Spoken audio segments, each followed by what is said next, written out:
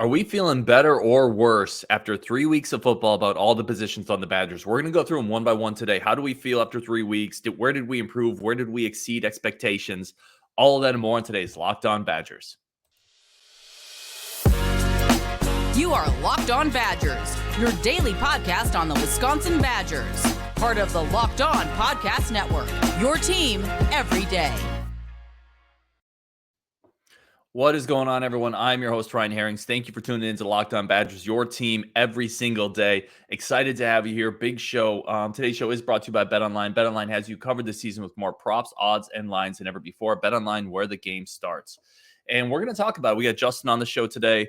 We're going to have some final thoughts on New Mexico State, but we're not going to dwell there much. As some listeners, commenters pointed out, it is not the greatest competition in the world. It was kind of a JV game.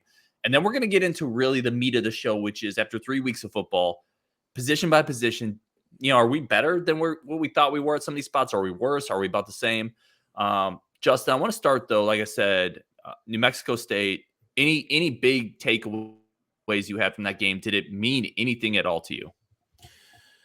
Well, I think it was another week for the offense to gain some confidence in the passing game, which it definitely did.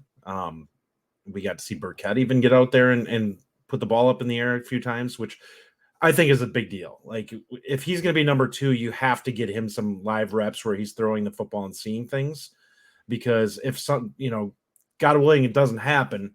But if it were to happen, do you really want a guy going out there making his first pass attempt against, like, say, Ohio State this week if something were to happen? You have to have that guy at least somewhat comfortable in what he's doing out there. Mertz looked great. Like, the one pass that got picked obviously was tipped. Whether it would have been completed or not, I have no idea. But it's pretty clear that when you watched it in real time, I'm like, that had to have been tipped, because like that ball came off with nothing on it. Right. And sure enough. But he has seemed to be very comfortable catching these guys at the right time. And like last year, that was a huge problem. He did not seem to ever be in the right timing of the play, like when guys were making their breaks and stuff like that, where they would break open and it was always late or it was the wrong guy.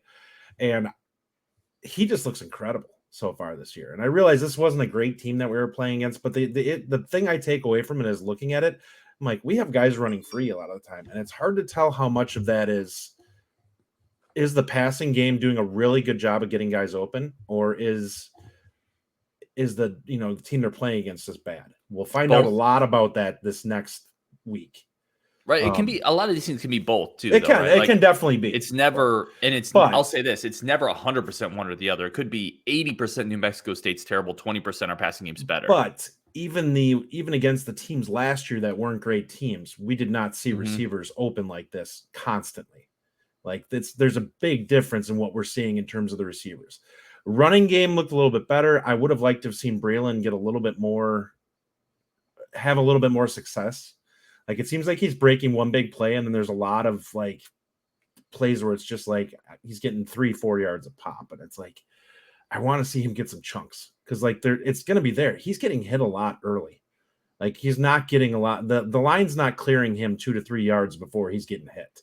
He's getting hit like a yard after the line. Now, some of that, I don't know how much of it is him just not feeling the holes. Like, have a running back kind of does it. And Malusi did it on a play in this game too, where he cut back towards the middle, and there was a massive hole to the outside where it's like, what are you doing? Like, you might still be running if you cut to the outside. Can I give you a crazy, I don't know if it's true or not, theory on running back production this year? Because it's kind of both Malusi, and we're going to get into running backs in the next position, but I want to talk coaching a little bit. Is it possible? Like, Gary Brown is a really good running backs coach. There's a reason he was the Cowboys coach for 8 years. I mean, that was a very prestigious spot. Al Johnson has never coached running backs. And I'm not saying he can't do it. I'm saying maybe he's still getting his feet wet a little bit. Could that be a part of this? I don't know. I mean, I choose to believe that a lot of running back is instinctual, and a lot of the practice stuff is like getting you to understand what your instincts should be. Like, being able to feel things out, being able to see things in slow motion, so to speak.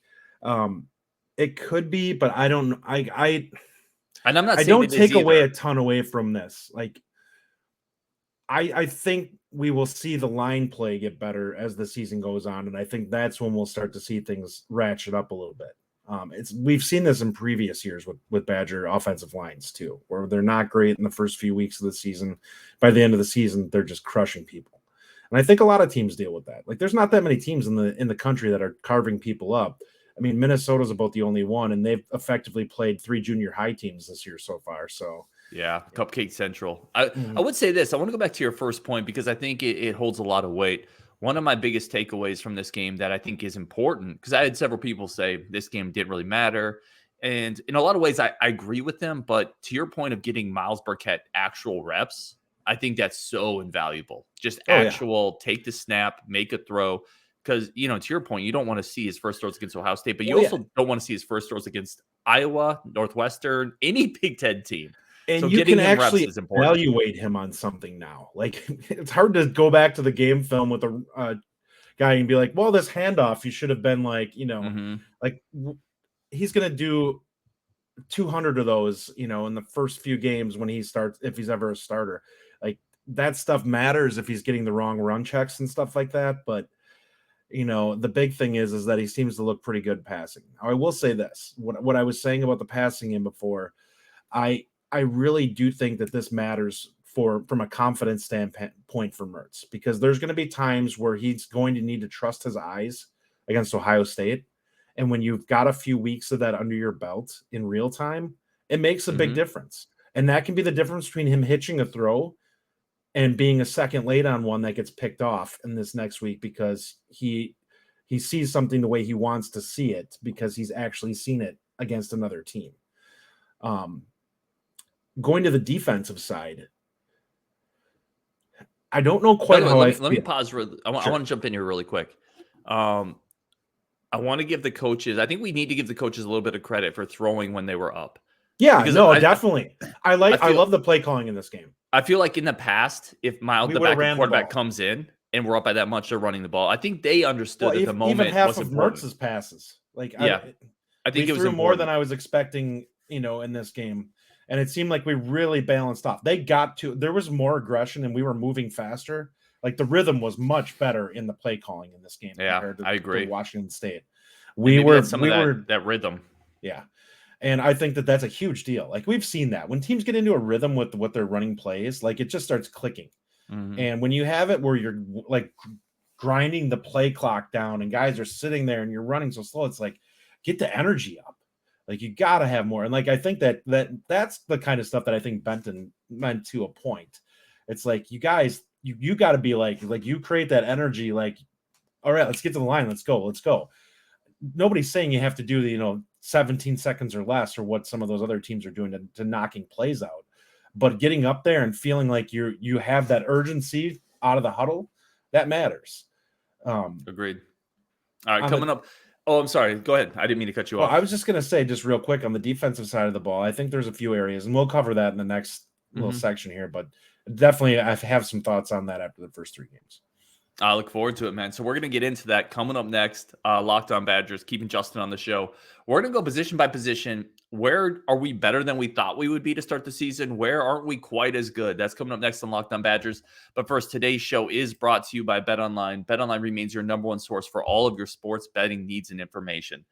Field all the latest football developments, see all the latest football developments, live in-game betting, live futures. If you were over or under on that 49ers win-loss over for the season, Trey Lance is out for the year. Maybe you're a Jimmy Garoppolo guy. Maybe this is playing right into your wheelhouse. Live in-game betting, again, allows you to take advantage. If you're seeing something in the moment, get excited about it. Put some live in-game bets. This is the best way to get excited about a game that's 45-7. You can still get into it with $5 on the line. Keep that adrenaline energy up. Greatest spot for all your sports news from all the sports. Baseball, basketball, fighting, racing, esports, it's all there. Plus live casino games, roulette, blackjack. All that is on BetOnline. Head to the website today. Use your mobile device to learn more about the trends in action. BetOnline, where the game starts. I want to thank everyone again for tuning into Locked On Badgers, your team every single day. Really, really do appreciate it as we continue to build the community. We're going to bring Justin back on the show here, and we're just going to now get to really the meat of the show. Justin, we were going offline a little bit, talking about quarterbacks, talking about other things. I wanted to go position by position and get your thoughts on, does this team look better than what you expected after 3 weeks? So your options are better, same, or worse. Let's start at quarterback. Oh, that's substantially better. He is, like, we've talked about this before when we discuss quarterbacks on how I view them. There's 3 ways to look at them in my book. They're positive. Are they a net, negative? Are they just indifferent to what the outcome of the game is in terms of the play? Graham Mertz has been a positive for his play in every single game. He has been something that has led this team to being far more productive than over the average Badger starter at quarterback. And that's a big deal. That makes a huge difference, honestly, going in this game against Ohio State. Now, I don't think they're going to win this game, but if they do, or if they make it a very competitive game, it's going to be because Mertz continues to play really well. Yeah, I think he's 3 for 3, right? He's 71% completion percentage, 6 touchdowns, 2 picks. Both of his picks, by the way, off tip passes, which I think is important to note. He's been you know what he's been? He has been in complete control every single rep, it feels like. I will say this. Badger fans need to take this next game with a grain of salt, because he is good enough to carry them through every game that they have left after this, where he could potentially be the best quarterback on the field in every game remaining. You're not going to do that against CJ Stroud because you don't have the weapons. And I actually do like the Badgers' weapons, but they're not Ohio State weapons. No, and it's a night game. It's a blackout. So you and I agree on quarterback, though. This unit definitely looks better than what we had thought it would be. Let's go Burkett as a backup. Looks way ahead. Oh, he looked great. What we expected. Let's go running back. This one's a little more interesting to me. I would say early on here, it's a slight negative. Like, I expected them to be a little bit better. I expected Braelon Allen to be a little bit more productive against these few teams that they first played. I didn't think any of them were defenses that were anything that great. And I expected him to come out of this averaging 6.5 yards a carry, have 350 yards on the board already, if not more. And he hasn't had that. Now, he hasn't played bad, but he hasn't been what we'd expected of him based off of what we saw last season. Yeah, I would agree. It's funny. He's averaging 6.6 yards per carry, but it doesn't feel like it because it's bolstered by like a 30-yard run and a 96-yard run, right? And last year he was at 6.8. So he's down from last year, and we all expected a full year in the strength and conditioning, a full year as a running back. Ches Malusi is also down. He was at 4.7 last year. He's at 4.6. It just feels like, specifically with Braelon, it feels like he's not seeing it. Like he's not hitting the hole as decisively for whatever reason. And I think legitimately everything is a little out of whack with the running game right now. Like, we're just not clicking quite yet. And this is not the game where it's going to show. But I think that this next game, legitimately, if Ohio State does what we've seen through the first 3 weeks and completely sells out for the run, Wisconsin's got some players that can make some things happen. Like, there's receivers, like guys like Lewis and Bell, they can get open against good corners. Like, they have some elite physical tools. And I think that that's one of those things where we haven't previously had a lot of that in the past. Like, there's legitimate speed on the outside that they have to cause some problems. Well, let's jump to receivers then. Let's go receivers. Better than you expected, the same, or a little worse? I think we were high on them coming in. I think the passing game overall has been better than we expected it to be, though. So I think most of the guys have been what we kind of thought they were, which is that they were very talented receivers. And I know you and I both thought that this was going to be potentially a better receiver group than what they had last year. And I think from a physical tool standpoint, that's obvious. I think there's legitimate, like, I really like DK, and I think these other guys are on his level. Like, there's not much of a difference between Bell, DK, and Keontae Lewis. And I actually think, like, we've talked about Marcus Allen too. I mean, he's got to hold on to the football, but there's some definite upside to him too. So they have 4 guys that I think can be above average Big Ten players if, given the opportunity to run with it.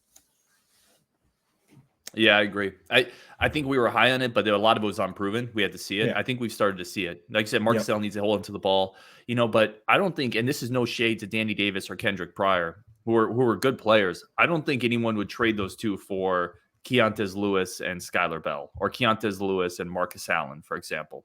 And we still haven't really seen Dean Ingram fully integrate. Mhm. We still have, and by the way, the He's young got some dudes on the ability. roster, like we also like the young guys on the roster a lot. Vinny Anthony, I saw him out there. He's long and lean. Mhm. This is a really talented receiver group, especially for Wisconsin. Whitted is a very good guy at evaluating wide receivers. Yeah, Like I agree. I all think these guys are a little bit different, and it seems like he's hitting on everyone. Yeah, and that doesn't mean they'll be NFL guys. That just means that they could be good college players, which is really, you can't ask for more than that. So let's go tight end. I think that's been a win. We've seen a lot more production there than I actually expected, and that's without actually feeling like they're taking anything away from the wide receivers. Cundiff looks like a well above average Big Ten tight end. And I think that that's a big deal coming into this next game too, is the fact that he needs to be accounted for. Like there's not really a guy you can double up on to take away in this game against Ohio State, because every one of these guys seems to be capable. Like Graham Mertz will throw to any of them.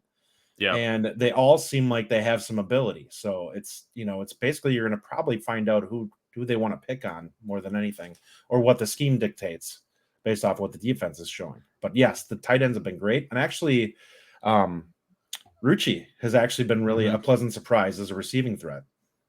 I think both of them. I mean, certainly Rucci has 4 catches this year. Cundiff is second on the team with 8 and 2 touchdowns. He looks to me very much like a Fumagalli type player, like a really solid tight end. I think he's got some Owen Daniels to him. I actually think he's better up the seam than Fumagalli was. Fumagalli wasn't great at getting into the seam. No, I don't. Owen Daniels is really good. I don't know if Cundiff is there.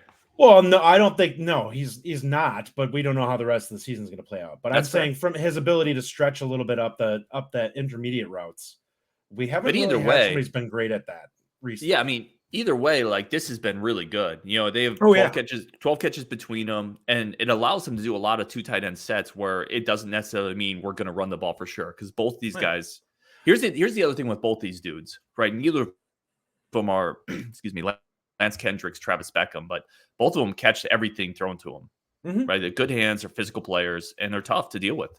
And they always fall forward. Really, really good so far. I agree with that. Let's go offensive line.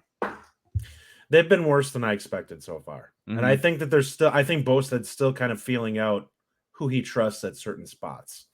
Like we see Wettig out there in this last game, and it's like, man, I'm surprised that he's out there so early. Like he's pretty early in his development. But I mean, he looked good.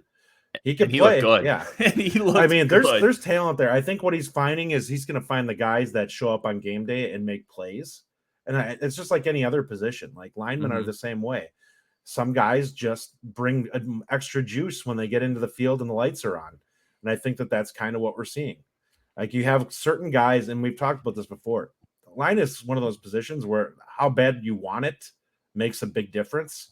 And if you really want to maul the guy across from you and you have that mean streak, like technique kind of goes out the window at sometimes. Like it's really important to keep it overall for the overall, game. But if on a given play, if you care more and you really want to destroy the guy across from you, you may get out of your technique and still make the play because of the fact that you wanted to bury that guy. And I think that's a big deal.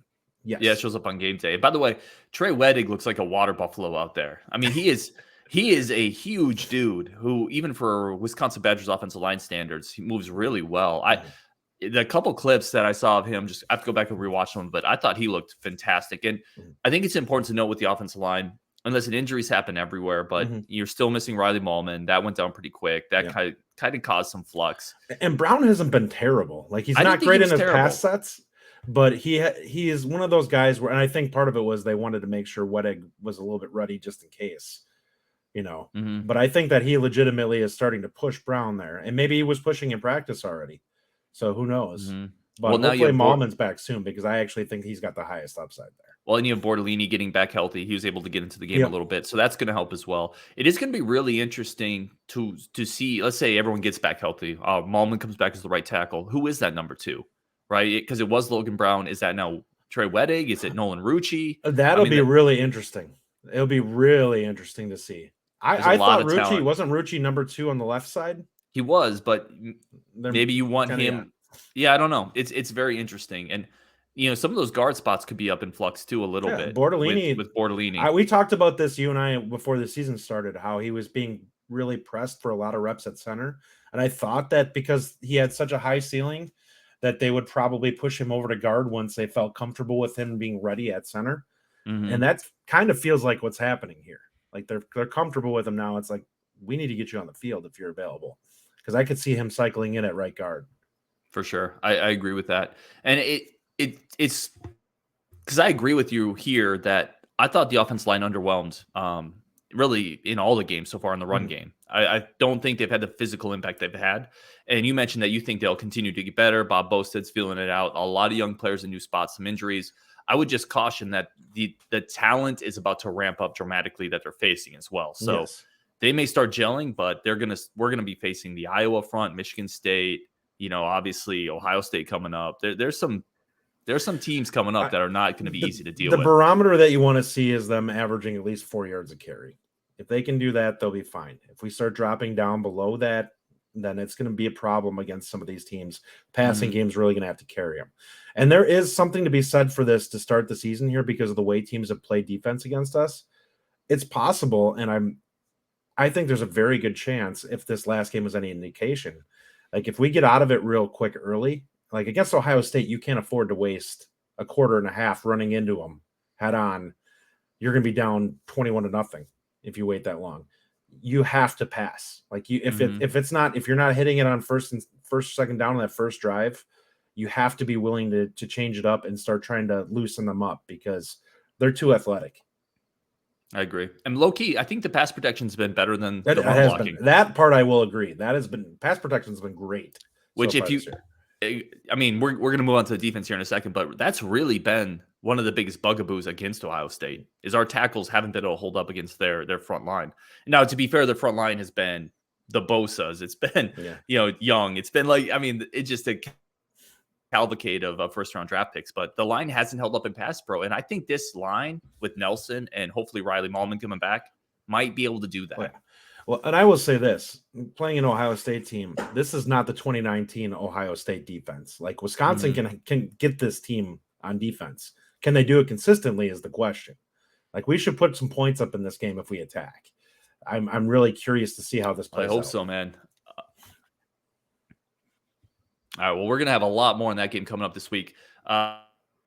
Stick around for the coming out of the break, everybody. We have a little bit of word from our sponsors, but we're going to talk about the defense with Justin, position by position. How do we feel about this group from the start of the season to now? That's coming up next on Locked On Badgers. Thank you, everybody, for tuning in to Locked On Badgers. Really do appreciate it. We got Justin on the show. Obviously, somebody who's supported the show a lot, and we're very appreciative of all of his insights, as always. Let's go defensive line, Justin. We're just going position by position. Do you feel better about it, worse about it, or the same after 3 weeks of football? I think Benton's been really good so far. The other two guys have been all right. There's been a play here and there, but Benton's been a man-child in the middle. Like he's gotten push every game and a lot of push. And you can see it on certain plays where he's just like, I'm just going to wreck this play because I'm angry or whatever. And you just see him blowing it up. And there's been times he hasn't gotten home, but like you watch it and it's like, if this was not a 1.5 second pass play, he would have completely buried the quarterback on it because he just came right through the guy that was across from him. But the defensive line's been solid. We've been pretty good against the run so far. There hasn't been a lot of push from anyone but Benton. I don't think it's been a negative at all. I would say it's pretty neutral. Benton's been above average. I think the other guys have been slightly worse than I expected them to be. But not in a massive downgrade from what we expected. I don't think. Like they've still been really good against the run. They just haven't got as much push as I would have expected in the past. But a lot of that, like you said, it's a lot of quick passes. It's hard to really get a feel for what they're doing. It has been a lot of quick passes. I'm going to slightly disagree with you here, though, and maybe that's a reflection of I had higher expectations for the defensive line. I expected a lot out of Benton, so me seeing him be dominant, that checks with where I thought he would be. I thought we'd see more from Thompson and Rodis Johnson as disruptive players, and we just haven't seen it. There's been no sacks from the defensive line. Again, quick passes, I get it, but I'm just not seeing quite as much there as I thought we would, and the run game, teams have been able to rip off a couple chunks against us. And mind you, we played an FCS team and two teams that are ranked in the hundreds for rushing attack. So I don't think they've been terrible by any stretch. I had higher expectations. I'm going to say they've slightly disappointed where I thought they would be. Let's go linebackers. What do you think with linebackers as a whole? I would say they've been below where I expected. I think Herbig has been really good. But besides him, is there anybody that you've really seen much of anything out of? Mema has been pretty good. But none of these guys are making like impact plays and like tackle for losses. I expected Turner to be a little bit more disruptive than he's been. So again, some of it has been teams are just getting rid of the ball before we can just go downhill. And I think that will actually be a big thing that we see in this next game. Ohio State doesn't like to throw the ball quickly. They like to attack downfield, and they like to be really aggressive with the deep ball. So there's going to be opportunity for us to get home in this game. We'll find out where the pass rush actually is, because one thing we've noticed is none of these teams have really been able to score on us either so far. So I expect there's going to be some change where teams are going to try to take deeper shots and try to get more explosive plays, rather than, try to nickel and dime us down the field the remainder of the season. So we'll find out a lot in the coming weeks. I really would like to see more production out of our linebackers though going forward. I think I expected more for sure. Yeah, we're on the same page here, man. Listen, you this could almost be 2 grades, right? If we were breaking it, it'd be Nick Herbig gets an A+++ with 4 sacks and like 17 pressures. I mean, Herbig has had like 9 plays where he almost had a sack, it feels like. He had 3 in a row last weekend. And then everyone else has just kind of been, Muma leads the team in tackles. He's been solid, like you said. I thought Turner would have more explosive plays. And quite frankly, that other outside linebacker spot has been kind of a missing in action. Yeah.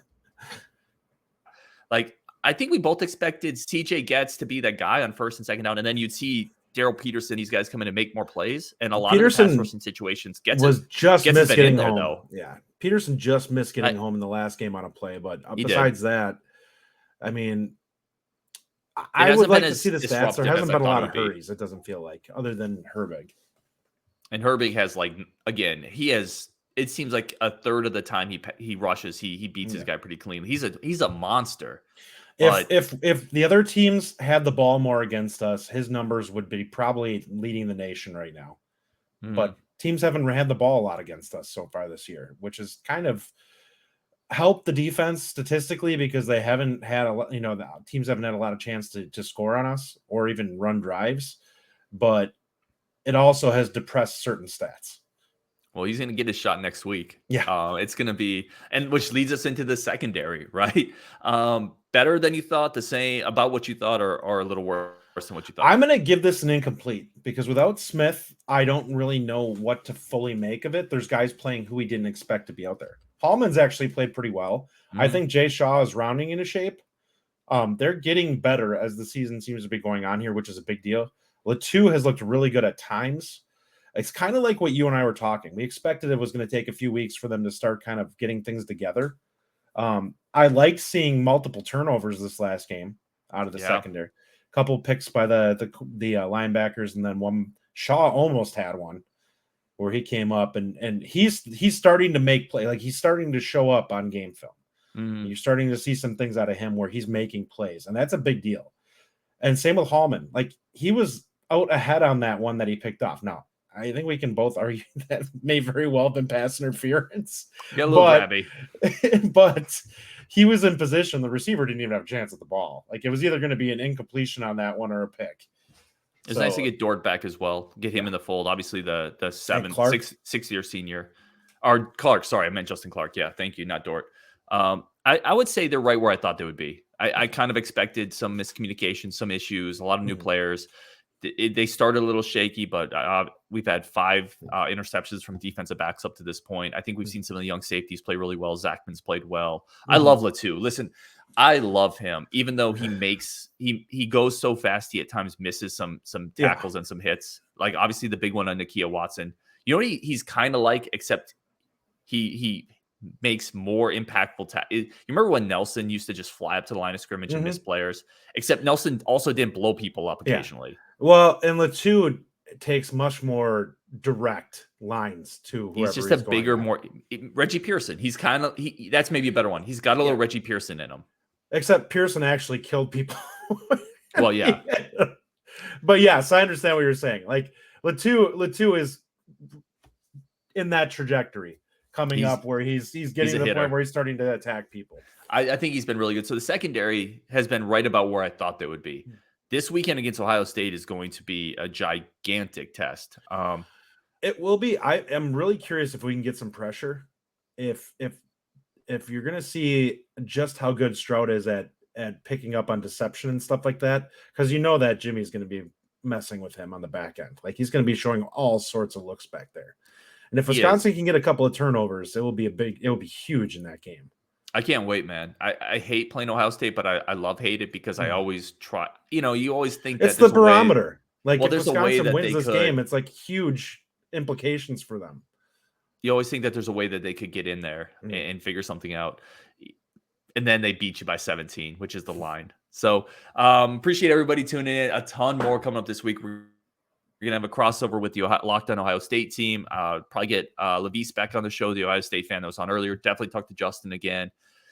And this is a big one. So a lot of content this week. Really appreciate everybody tuning in on Wisconsin. And when you're done here, go check out Locked On Big Ten with Nate Dickinson, bringing you all around the conference, all of our rivals we kind of hate and the ones we totally hate. That's on the Locked On Big Ten show on Wisconsin. Justin, man, thank you so much. No problem. Later, everybody.